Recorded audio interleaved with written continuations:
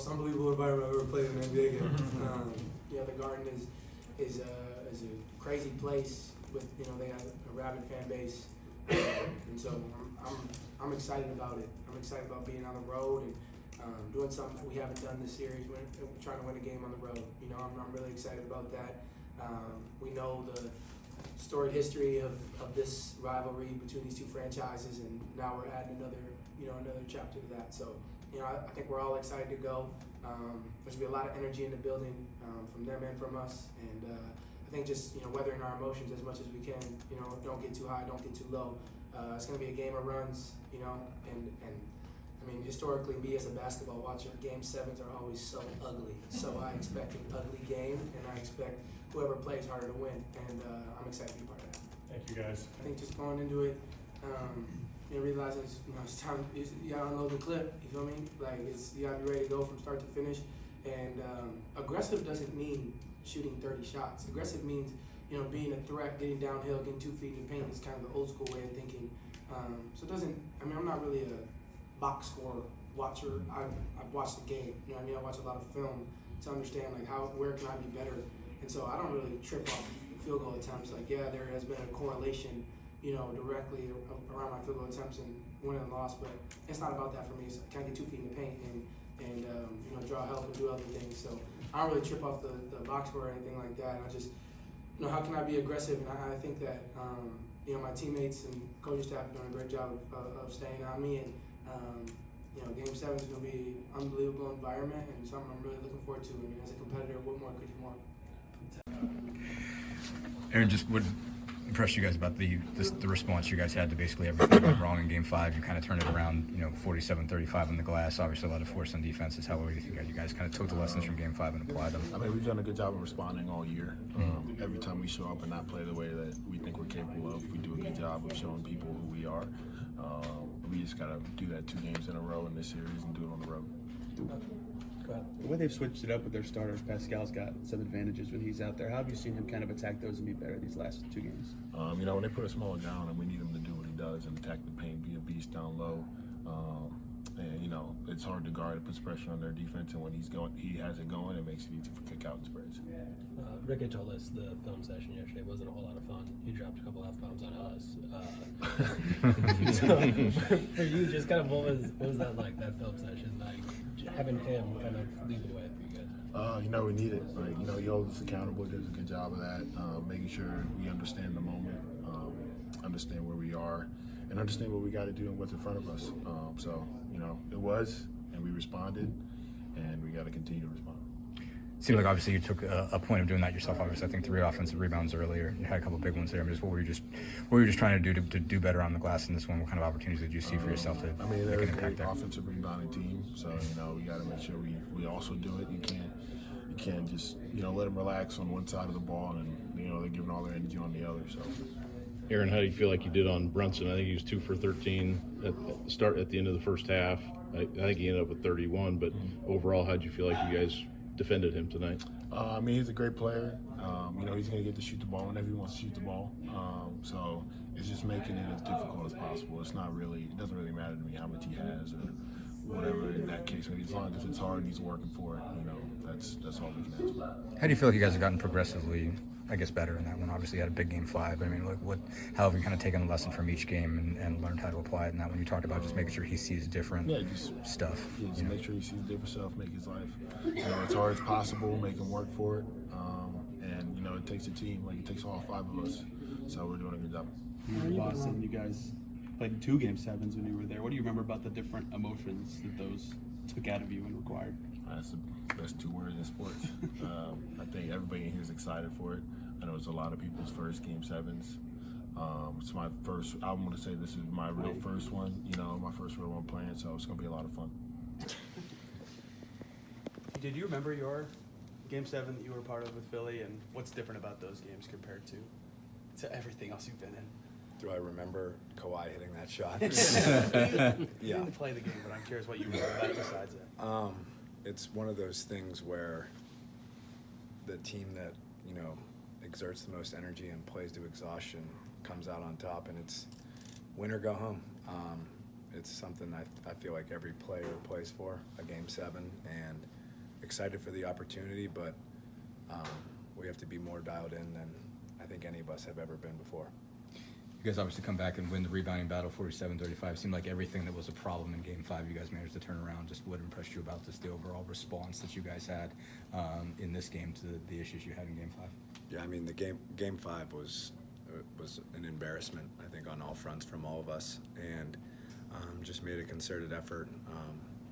Credit to Miles and the bigs and just the entire group of coming together and being mature about it and knowing what we need to fix and going out there and fix it. And we have to kind of do the same thing here in Game 7. Can't take our foot off the gas whatsoever. Yesterday, Rick dropped 2 F-bombs on us. He mentioned that film session wasn't a whole lot of fun for you guys. Just what was that kind of like, just having him kind of bring the level up and let you guys know kind of what you needed? I mean, we deserved every bit of it. After watching the film, it was kind of disgusting to see. You thought it was bad, but then when you rewatch it, it's even worse. So it's tried to flush that one and come out and, like I said, have a concerted effort on things we needed to be better at, and we did, and we just have to kind of put the same kind of effort for a Game 7. Pascal. Probably been other games in a series. Well, it's the ultimate game, and this is it's a great opportunity. Other than Pascal, I don't know if any of our guys have been in a Game 7. Maybe James Johnson has. This team's been through a lot of new experiences over the last 3.5 weeks, and this will be another new one. And so we'll do everything possible to get them ready. But it's in Game 7s, it comes down to compete level and how well you're tied together. You obviously mentioned the rebound. Hey everybody, Pacers beat writer Dustin Dopriak here, along with the legend Cal Neddenriep. The Pacers force a Game 7, as these are the Indiana Pacers, and once again they can be a totally different team one game than they were the one before, and they can be a totally different team the next. The Pacers responded basically in every way. In every way that Game 5 went poorly, Game 6 pretty much went right after just a terrible rebounding effort where they got beat 53-29 on the glass, took 29 fewer shots than the Knicks did. The Pacers respond by winning 47-35 on the glass, 14-13 on offensive rebounds. They got beat by 1 second chance point. They win in the paint 62-38. Obviously, last game, as Rick Carlisle pointed out, they were not physical enough, they were not aggressive enough. They were physical enough, they were aggressive enough tonight, and obviously that's the reason why they get to play Game 7. Yeah, and honestly, too, Jalen Brunson 2 for 13 in the first half. Huge. He ends up with 31 points, and he got it going there in the second half a little bit.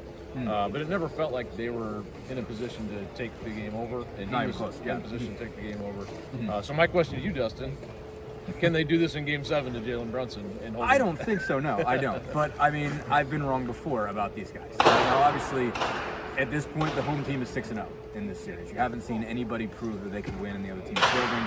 Both of these teams clearly get a huge jolt from being at home. It really matters. You've seen basically in the case of both teams, whenever they go on runs, it is a wave. And really, credit to the Gainbridge Fieldhouse fans. Yeah. But credit to Pacers fans. They have matched the intensity of the Knicks fans. I mean, they clearly have. And the Garden has been electric. I mean, every night the Garden has been electric, but so has Gainbridge. So you have to give credit to each fan base for coming out and showing up and lifting their team to the point that they are again 6-0 going into Game 7 to the home crowds. Obviously, that's going to be difficult. I think I asked Rick Carlisle about Jalen Brunson and said, hey, you held him to 2 of 13 shooting. He wasn't going. And basically, he looked at that wasn't going for scoreboard that. and he was like, you got to be kidding me. I'm not taking this bait at all. He said, I'm not celebrating anything. This guy had 31, and he is a beast. He is something else. And a lot of what he got going was in the fourth quarter after they were up a bunch. But he still got a rhythm going. He saw some shots go down. He saw some threes go down, and you were like, okay, that's the look he's going to need to have. And certainly he's been just phenomenal at the Garden, and so it can seriously go that way. But it's still, again, it's a big deal that these guys forced a Game 7. It's a big deal again. I think in the narrative of this season for these guys, it's a young team. They're going through this for the first time. Every experience they go through matters. So just getting to a place where they're going to have a Game 7 experience out of this, win or lose, it's a big deal. So again, being in an elimination game at home and coming out and giving this kind of effort, is a big deal. I mean, you really saw it just across the board with a lot of guys stepping up after they struggled really in Game 5. I think Pascal Siakam, as you're writing about, was terrific. I think they're really, hit up on that matchup they've got going on with OG Anunoby still being out. They were able to really go after Josh Hart. Or when they cross-matched it, Siakam was able to kind of take Hartenstein out a little bit and shoot over him from like 16 feet. So he was able to kind of take Harden a little bit closer, take Hartenstein a little bit further out, beat him that way. Miles Turner, I thought, had a really fantastic basketball game. 17 points, 8 rebounds, 2 blocks, and that's not, he didn't have just off-the-charts numbers for him. He did a great job of keeping Isaiah Hartenstein off the boards after he just flat got pushed around in that matchup basically in Game 5. Really did a good job of picking that one up. I think you saw a lot of responses. Tyrese Haliburton also 15 points, 9 assists. Not crazy numbers for him, but still more aggression. It was definitely a step up in that part. Handled the Miles McBride, kind of face guarding, full court denial pretty well. Got him into the paint. Even there's still some occasions where I think you want him to take a shot rather than basically going up, turning around, and looking for who's behind him that he can pass off to. If you're a Pacers fan, you want to see him take some of those. Yep. But he's moving the ball, and that's causing the Knicks to collapse on him. It is creating open shots. Whether it's the smartest move, it's still a move that's getting them something. It is, and I thought he was. It seemed like he had more points than he actually ended up with tonight. And I think across the board, the Pacers, they have more good players than the Knicks do. They do. And I think that plays, obviously in the games they've won, they've showed that. And I think tonight was a clear example of that. To me, a lot of talk about Game 7. What that's gonna. I know a lot of these guys are obviously looking for this. What you work for, what you play for. Haliburton talked about it. Siakam's been in the huge Game 7, so that could be an advantage or help the Pacers on Sunday. But this is going to be a huge.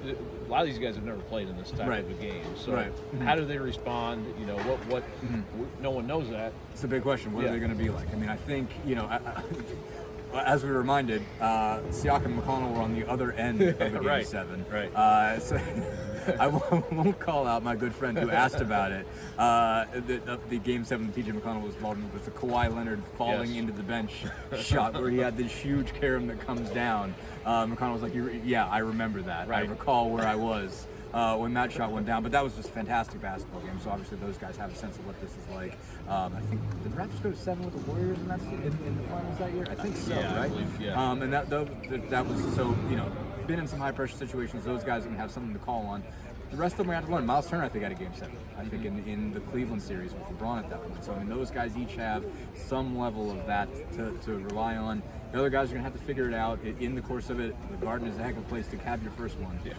So that's going to be interesting to see how these guys respond. But again, these guys have responded continually over and over again this season. They've responded to pressure situations. They've responded to poor performances by themselves, being able to recover from them. That's basically, if they have a superpower, it's that. Being able to put a really bad game behind them and play totally differently in the next one. And so that's why they're in Game 7, and so that's what we'll see from next. We'll be in New York on Sunday.